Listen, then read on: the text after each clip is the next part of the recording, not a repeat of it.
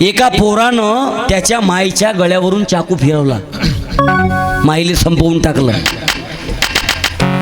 बाप शिक्षक, त्याचा बाप शिक्षक. कारण काय, पोरगा 6 वेळेस एकाच वर्गात नावपास झाला. 6 वेळेस मुलगा एकाच वर्गात नावपास झाला. बापाचा आणि पोराचा रोज वाद व्हायचा. पोराले बापानं सांगितलं की तुला आता याच्यातून काढतो, तुझ्यावर खर्च करत नाही, मला तुला शेतीत टाकायचं आहे. पोरगा शेतीत टाकतो म्हटलं. 2 तास मायसोबत वाद घातला. अगोदरल्या दिवशी पोरानं चाकू मार्केटमधून विकत घेतला. ड्रग्सचा शौक लागला होता. मित्र सगळे शौकीन, ड्रग्सचा शौक लागला.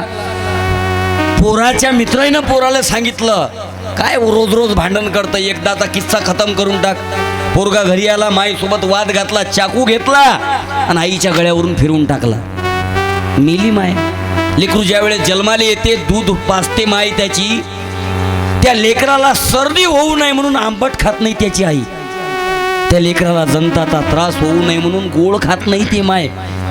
1 मिनिटही विचार आला नसेल डोक्यात चाकू फिरवताना. 2 तासानं त्याचा बाप आला, मय्यतवर गेलेला होता. आईचं प्रेत वडिलाला दिसेल आणि वडील माझी कंप्लेंट करतील म्हणून वडिलाला सुद्धा संपवून टाकलं. संस्काराचा अभाव.